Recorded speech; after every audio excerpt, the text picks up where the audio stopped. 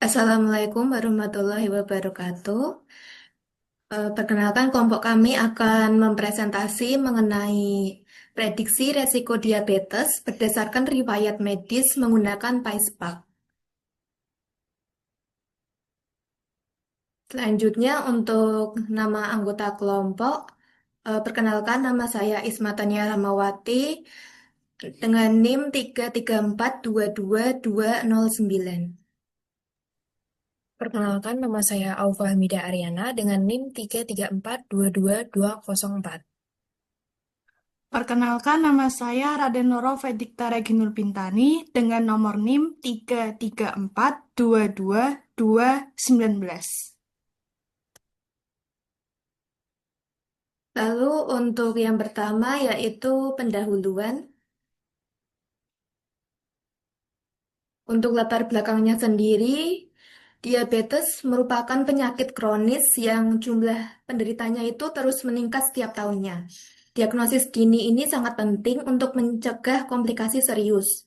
Namun, proses analisis riwayat kesehatan pasien secara manual seringkali memakan waktu, tidak efisien, dan juga beresiko menimbulkan kesalahan, terutama saat menangani data dalam jumlah yang besar.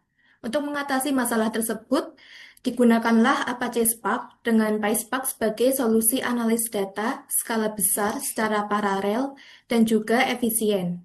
Dengan teknologi ini, proses prediksi diabetes dapat dilakukan lebih cepat serta akurat, sehingga mendukung pengambilan keputusan medis berbasis data yang lebih baik dan juga tepat waktu.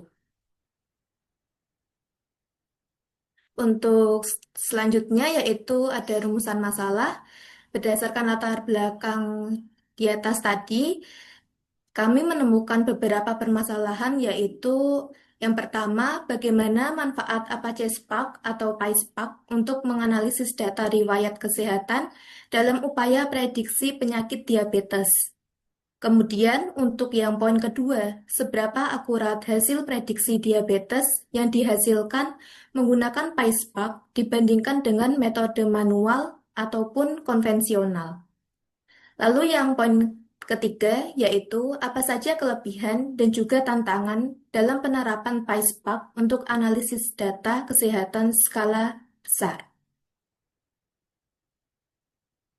Lalu untuk tujuannya, kita dapat menganalisis efektivitas penggunaan Apache Spark atau PySpark dalam memproses dan juga menganalisis data riwayat kesehatan untuk prediksi penyakit diabetes.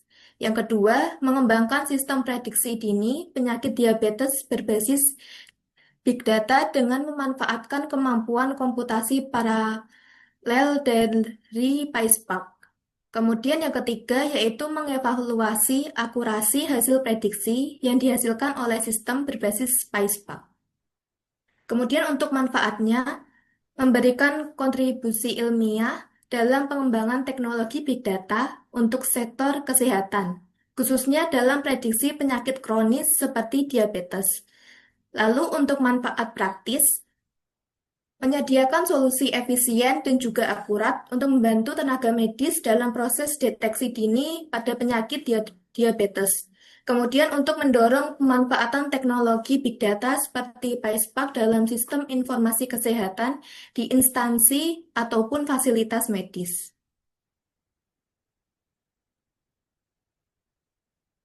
Lalu untuk pembahasan akan dijelaskan oleh teman kami yaitu Alfa Hamidah Riana.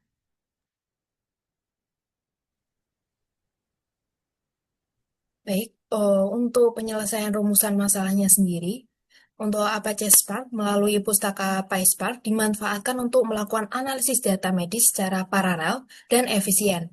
Dalam proyek ini, PySpark digunakan untuk memuat dan membersihkan data Pima Indians Diabetes Dataset, yang merupakan dataset kita, melakukan transformasi data seperti feature assembling dan normalisasi, serta melatih model machine learning yang kita gunakan. Untuk PySpark juga memudahkan proses data cleaning, feature engineering, dan evaluasi model dalam skala besar, memungkinkan analisis lebih cepat dibandingkan pengolahan manual.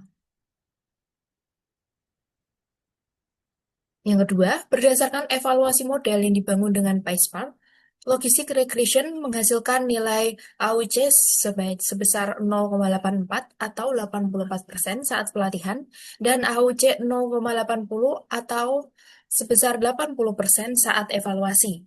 Nilai ini menunjukkan bahwa model mampu membedakan dengan baik antara pasien yang menderita dan tidak menderita diabetes dibandingkan metode manual yang mengandalkan interpretasi langsung oleh tenaga medis. Pendekatan ini jauh lebih konsisten dan efisien dalam menangani data numerik dalam jumlah yang besar.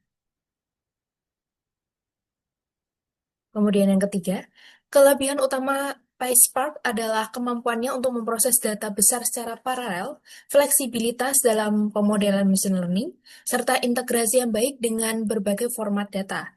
Dalam proyek ini, PySpark terbukti efektif dalam transformasi data dan pelatihan model klasifikasi. Namun, tantangan yang dihadapi mencakup kebutuhan yang akan pemahaman teknis dalam pemrograman dan struktur data, serta potensi ketidakseimbangan data yang memengaruhi hasil kualifikasi, seperti distribusi kelas yang lebih banyak pada pasien non-diabetes, penanganan nilai nol, dan kebutuhan akan validasi tambahan dengan data real-time juga menjadi tantangan tersendiri. Selanjutnya yaitu ada dataset overview.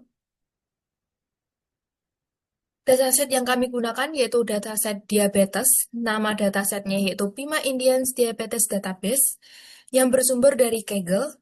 Untuk jumlah datanya yaitu 768 baris dengan beberapa fitur seperti pregnancies, glukose, blood pressure, skin thickness, insulin, BMI, diabetes predictary function.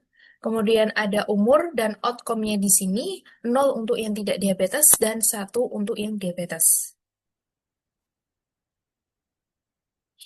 Untuk visualisasi histogram menampilkan distribusi nilai untuk setiap fitur numerik. Dapat terlihat persebaran data, outlier, dan apakah distribusi data simetris atau skewed. Grafik ini membantu memahami karakteristik awal masing-masing dari fitur. Jadi, pada slide ini, kita menampilkan histogram untuk melihat distribusi nilai dari setiap fitur numerik dalam dataset diabetes. Tujuan visualisasi ini, yaitu yang pertama memahami persebaran dari data, apakah nilai-nilainya merata, condong ke kanan atau ke kiri, atau yang tadi disebut skewed, atau simetris. Kemudian mendeteksi outlier, yaitu titik-titik data ekstrim yang terlihat menonjol pada histogram, kemudian mengevaluasi distribusi, yaitu beberapa fitur seperti insulin dan diabetes pedigree function, menunjukkan distribusi yang skewed ke kanan, sedangkan fitur seperti BMI dan glukose cenderung memiliki distribusi yang lebih normal. Untuk selanjutnya, yaitu ada data exploration. Dataset terdiri dari kolom bertipe numerik yang mencakup informasi medis seperti glukose, BMI, dan lainnya. Skema data menunjukkan nama, kolom, tipe data, serta kemungkinan dari nilai nol. Cuplikan data memberikan gambaran awal dari isi dataset. Untuk yang kami lakukan di sini, kami hanya memperlihatkan 5 top atau 5 dataset paling atas. Oke, yang selanjutnya yaitu data cleansing. Beberapa kolom dalam dataset mengandung nilai 0 yang tidak valid, seperti pada kolom glukose yang memiliki nilai 0. Nilai-nilai tersebut dianggap sebagai missing value dan telah diimputasi menggunakan nilai median dari masing-masing kolom. Jadi, apabila ada missing value, kita ada dua pilihan. Yang pertama, kita mengganti nilainya dengan nilai median atau kita menghapus nilai tersebut. Selain itu, pemeriksaan terhadap data duplikat menggunakan fungsi drop duplicates menunjukkan bahwa tidak ada duplikasi dalam dataset. Selanjutnya ada transformation and enrichment. Pada kali ini, proses feature assembling dilakukan dengan menggunakan vektor Aslemberg Untuk menggabungkan seluruh fitur numerik ke dalam satu kolom baru bernama features yang dibutuhkan sebagai input untuk algoritma machine learning. Selanjutnya, kolom outcome diubah menjadi kolom label sebagai target klasifikasi. Jika diperlukan, proses normalisasi juga dapat diterapkan menggunakan min-max scaler untuk menyelaraskan skala nilai dari setiap fitur. Kemudian, untuk analisis dan implementasi akan disampaikan oleh rekan saya, Vaidikta. Baik, di sini saya akan melanjutkan presentasi, yaitu untuk selanjutnya tentang analisis dan implementasi. Nah, pada gambar di sini ada dua gambar. Yang pertama tentang gambar visualisasi distribusi outcome. Di sini menunjukkan bahwa adanya ketidakseimbangan data dengan lebih banyaknya pasien non-diabetes daripada yang penderita diabetes. Lalu pada gambar kedua yaitu adalah heat map korelasi yang mengindikasikan bahwa glukosa dan BMI itu memiliki hubungan paling kuat terhadap resiko diabetes. Lalu selanjutnya ada model machine learning. Nah, pada gambar itu menunjukkan hasil model logistic regression yang dilatih menggunakan data latih sebesar 80% dan menghasilkan nilai AUC sebesar 0,84 yang menunjukkan performa klasifikasi yang baik. Nah, nilai koefisien dan intercept ditampilkan sebagai hasil pelatihan, di mana koefisien mewakili kontribusi masing-masing fitur. Tabel ROC menunjukkan hubungan antara false positive rate atau VPR dan true positive rate atau TPR pada berbagai ambang batas prediksi. Nah, pada bagian evaluasi itu model dievaluasi menggunakan metrik AUC atau area under ROC dengan nilai AUC sebesar 0,80 yang menunjukkan performa klasifikasi yang cukup baik dalam membedakan antara kelas positif dan negatif. Lalu dari hasil analisis kami sebelumnya, kami mendapat kesimpulan yang pertama, PySpark memudahkan pengolahan data set secara paralel. Lalu yang kedua, logistic regressions itu cukup efektif untuk klasifikasi resiko diabetes. Lalu yang ketiga, glukosa dan BMI adalah fitur yang paling berpengaruh.